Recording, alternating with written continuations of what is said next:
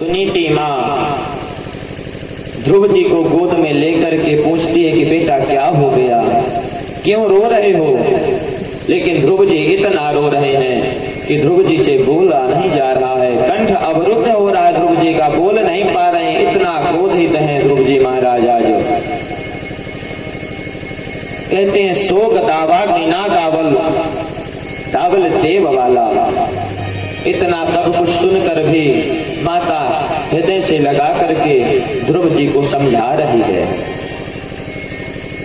रानी सुरुचि के विरोध में एक शब्द नहीं बोल रही है सुनीति महारानी, और उल्टा ही क्या बताती हैं, उनका ही अनुमोदन करने लगी, उनकी बात को सिद्ध करने लगे। कहती कि यदि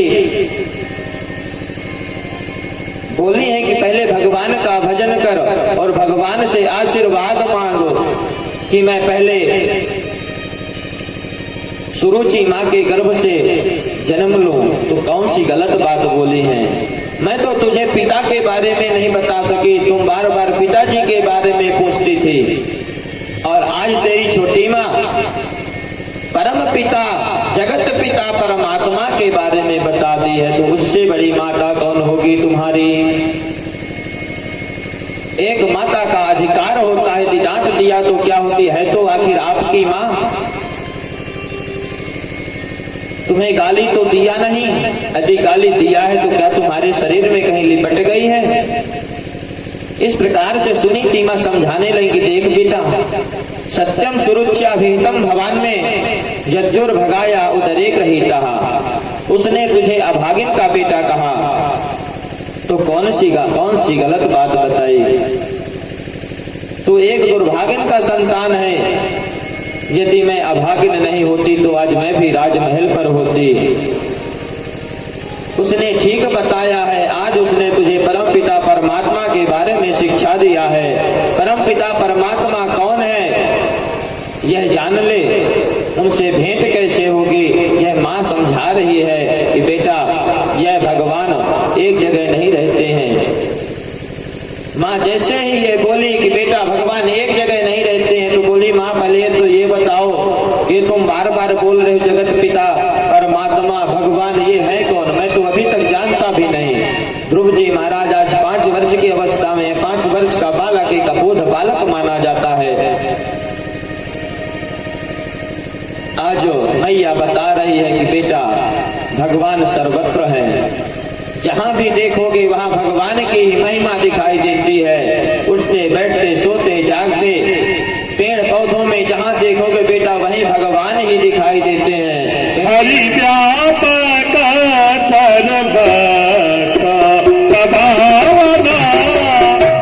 हरि व्यापक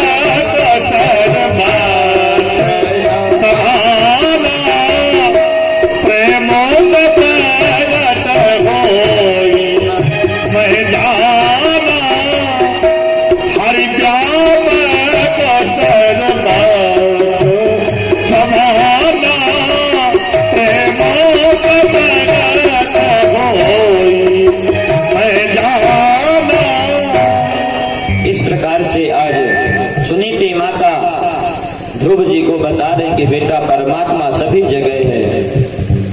तब ध्रुव जी महाराज कहते हैं कि मैया यदि भगवान सभी जगह तो फिर दिखाई क्यों नहीं देते।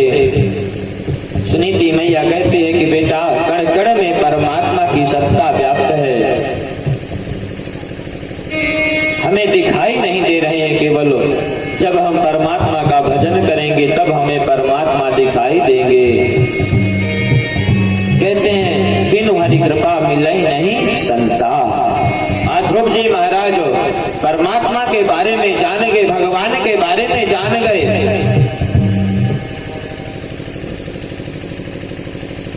सुनीति महारानी ध्रुव जी महाराज को बताती है कि बेटा यहाँ से सीधे जंगल की ओर जाना, वहां भगवान का भजन करना, वहीं आपको भगवान मिल जाएंगे। यदि आज की बात देखा जाए तो कोई माँ अपने 5 वर्ष के बेटे को भेजेगी जंगल में? नहीं भेजेगी। लेकिन धन्य है सुनीति माँ जो आज अपने बेटे को 5 वर्ष की अवस्था में परमपिता परमात्मा के बारे में बता रही है। आज ध्रुव जी महाराज घर से निकल गए। जंगल में जाकर के चारों ओर ढूंढ रहे हैं, लेकिन भगवान तो कहीं दिखाई नहीं दे रहे हैं। अचानक देवर्षि नारद जी अपना बीड़ा बजाते हुए आ गए और कहते हैं कि बेटा, इस जंगल में तू कहाँ जा रहा है? ध्रुव जी महाराज नारद जी को प्रणाम किए और अपनी कथा व्यथा सुनाने लगे। सारी घटना सुना दिए नारद जी को। नारद जी सुनकर मन ही मन मुस्कुराने लगे। कहते हैं, अहो तेजा क्षत्रियाणाम मानभंग ममर्ष्यताम्। अद्भुत तेज है बालक तुम पर, तुम कोई ना कोई क्षत्रिय बालक हो।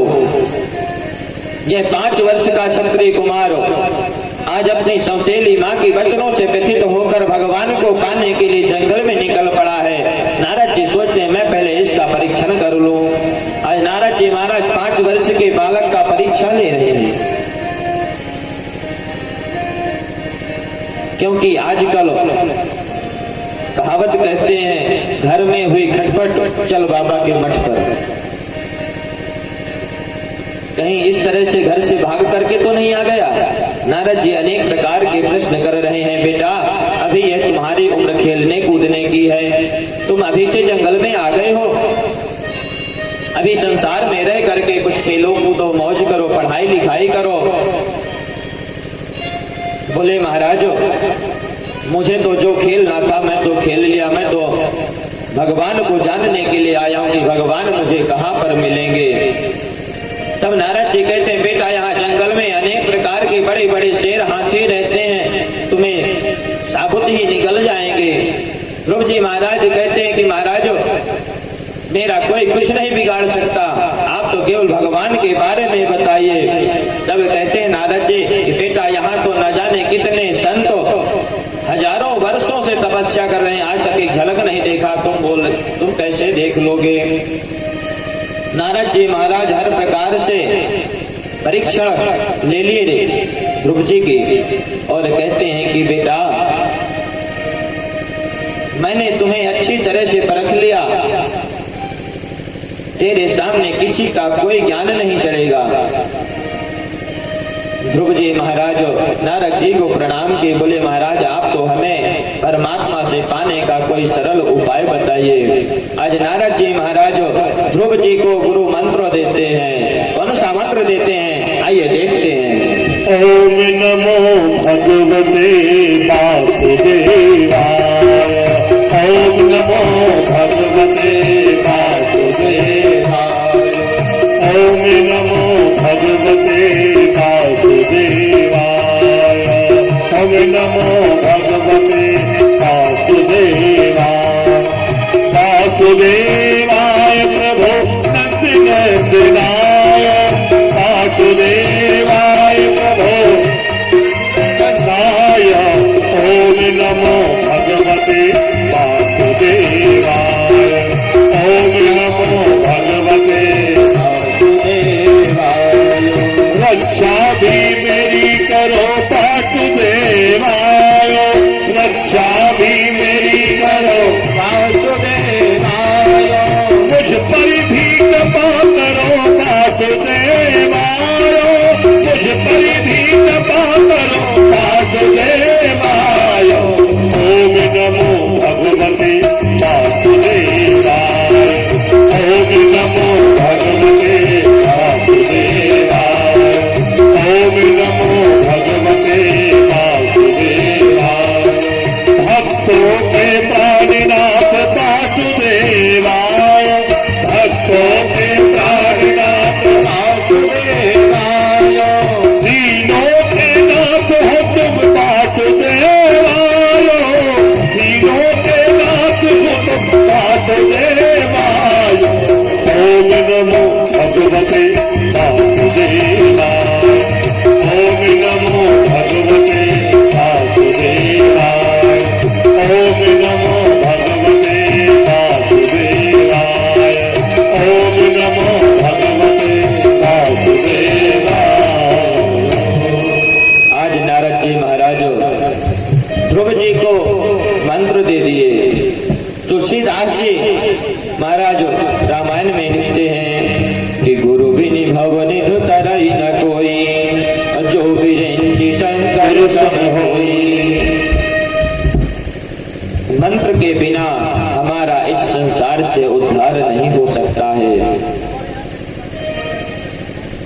ध्रुव जी महाराजो अब कहते हैं कि महाराज आपने मंत्र दे दिया, इसे जपना किस प्रकार है, विधिवत आप मुझे बताइए।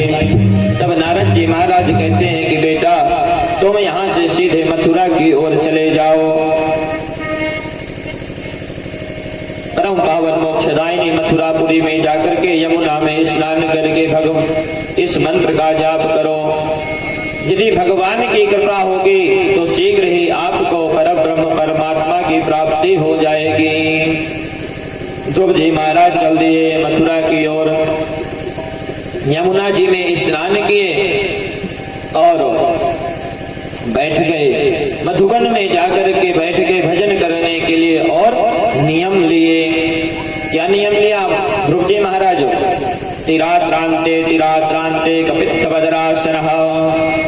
3 दिन में 1 दिन केवल कपित्थ यानी कैथा, 3 दिन में 1 दिन केवल कैथा का फल लेना है, बाकी 3 दिन तक निराहार रहना है। 1 महीने तक इसी प्रकार चलता रहा। दूसरा महीना लगा नियम और कठोर कर दिए। कहते हैं द्वितीयम चतुर्थामासम खष्टे खष्टेर भगवतिने, यानी अब 6 दिन में 1 बार क्या लेते हैं? तृणपर्णादि, यानी वृक्षों के पत्ते, दूर्वा पत्ते, पेड़ के पत्ते खा करके 6 दिन में 1 दिन पत्ते खाते हैं और फिर 6 दिन तक निराहार रहते हैं। तीसरा महीना लगा नियम और कठोर कर दिए। अब कैसा नियम लिए? 9वें हनी, 9 दिन में 1 बार क्या लेते हैं? अभक्ष, केवल यमुना जी का जल पीते हैं और फिर 9 दिन तक बिना जल के रहते हैं। चौथा महीना लगा नियम और कठोर कर दिए।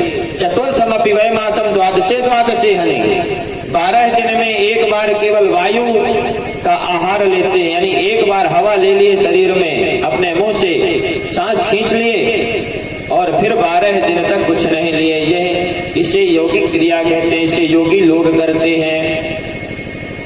जल भी छोड़ दिया, पानी भी छोड़ दिया, खाना भी छोड़ दिए, सब कुछ छोड़ दिए। अब 5वां महीना लगा। ध्रुव जी महाराज ने ऐसा प्राणायाम चढ़ाया कि ध्यान भगवतो रूपम नात्राचित किंचना परम। पैर के एक अंगूठे में खड़े होकर के ऐसा प्राणायाम चढ़ाया कि जगत के समस्त प्राणियों के प्राण वायु अवरुद्ध होने लगी। त्रैलोक में हाहाकार मच गया। सारे देवता भगवान की शरण में गए और कहते हैं नैवं विदामो भगवन् प्राणरोधम चराचरस्याखिल सत्त्वधाम्नः विदेहि तन्नो व्रजनाति मोक्षा प्राप्ता वयं काम शरणं शरण्यम। हे प्रभु, हम आपकी शरण में आए हुए हैं, भगवान रक्षा करो। भगवान कहते हैं किससे रक्षा करो? क्या होया आपको? सारे देवता एक स्वर में बोले कि प्रभु हमको नहीं पता, हमारा किसने प्राण यानी श्वास रोक रखा है, हम सांस नहीं ले पा रहे हैं। तब भगवान ध्यान लगा करके देखे और कहते हैं माम भैष्टो, डरो, डरने की कोई बात नहीं है। बोले महाराज क्या हुआ? कहते हैं औत्तानपादिरुमयी संगतात्मा, उत्तानपाद के पुत्र ध्रुव की आत्मा मुझ में इतनी विलीन हो गई है, इतनी समर्पित हो गई है कि समस्त प्राणियों के प्राण वायु ध्रुव जी चढ़ा करके खड़े हो गए हैं। इस प्रकार कह करके भगवान गरुड़ पर आरूढ़ होकर के तुरंत वहां से दौड़ पड़े। जैसे ही भगवान पहुंचे तो भगवान बोले बेटा ध्रुव उठो। ध्रुव की सच्ची समाधि लगी हुई थी। ध्रुव जी महाराज अपने हृदय पर चतुर्भुज परमात्मा का दर्शन कर रहे थे। भगवान 2-3 बार बुलाए, ध्रुव जी बोलने वाले नहीं है। भगवान सोचेगी इस तरह में नहीं बोलेगा। भगवान तुरंत अपने ध्रुव जी के अंदर का हृदय, ध्रुव जी के हृदय में जो स्वरूप चल रहा था उसको तुरंत खींच लिए। जैसे ही खींच लिए भगवान ध्रुव जी तलफला गए, छटपटा गए।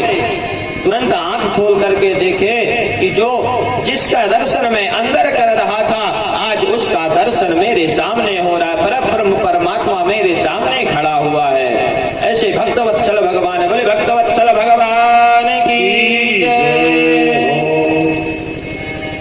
आज ध्रुव जी महाराज भगवान सामने खड़े हैं। ध्रुव जी महाराज कुछ बोल नहीं पा रहे हैं, बोलने की कोशिश करते हैं लेकिन कुछ बोल नहीं पा रहे, क्योंकि कहीं पढ़ने लिखने तो गए नहीं थे।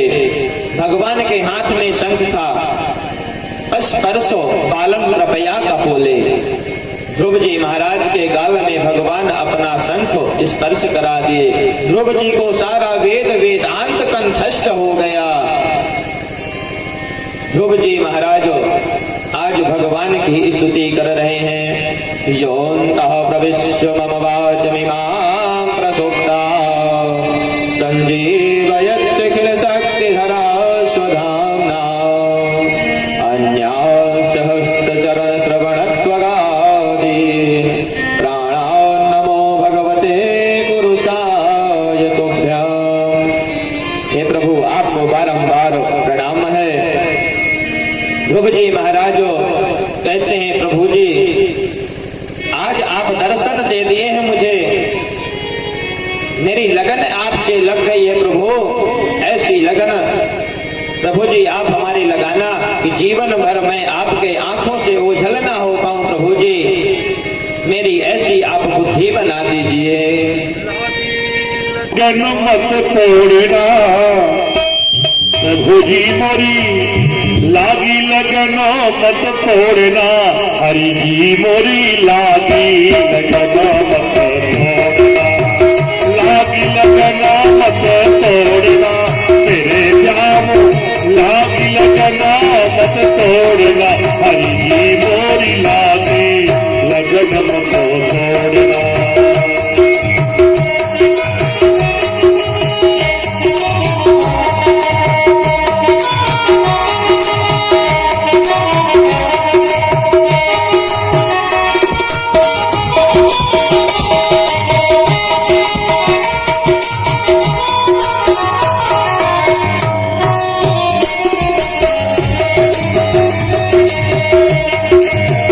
जल है गहरा नाव पुरानी, जल है गहरा नाव पुरानी, जल है गहरा नाव पुरानी, जल है गहरा नाव पुरानी। आओ बीच भवन मत छोड़ना मेरे जामो, बीच भवन मत छोड़ना, हरि जी मोरी लागी लगन मत छोड़ना, लागी लगन मत छोड़ना, तेरे जामो लागी लगन मत छोड़ना, प्रभु जी मोरी लागी लगन मत छोड़ना। तू ही मेरा सेठ है, तू ही साहूकार है, तू ही मेरे तू ही साहूकार है, तू ही मेरा सेठ है, तू ही साहूकार है, तू ही मेरा सेठ है, तू ही साहूकार है। ब्याज पे ब्याज मत जोड़ना मेरे जाम, ब्याज पे ब्याज मत जोड़ना, हरि जी मोरी लागी लगन मत छोड़ना, लागी लगन मत छोड़ना, मेरे जाम लागी लगन मत छोड़ना, हरि जी मोरी लागी लगन मत छोड़ना।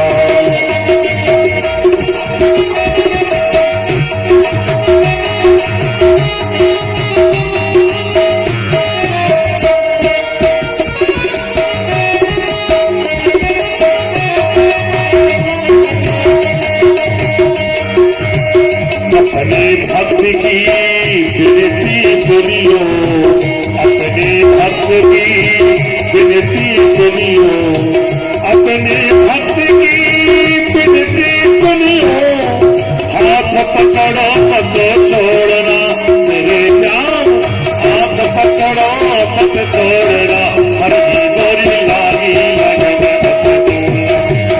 लगन मत छोड़ना, मेरे जाम लगी लगन मत छोड़ना, हरि जी मोरी लागी, प्रभु जी मोरी लागी, हरि जी मोरी लागी लगन मत छोड़ो। बोलिए भक्तवत्सल भगवान की जय। इस प्रकार से ध्रुव जी महाराज भगवान की स्तुति करते हैं। भगवान बोले, बेटा कुछ वर मांग लो। ध्रुव जी महाराज कहते हैं कि प्रभु आपके दर्शन के बाद मांगने की इच्छा समाप्त हो गई है। भगवान बोले फिर भी तुम सिंहासन पर बैठने की इच्छा से इस जंगल पर आए थे। भगवान बोले जाओ तुम 36,000 वर्ष तक राज्य करो और इसके बाद तुम सीधे तुम्हारा एक ध्रुव लोक स्थापित कर दिया जाएगा।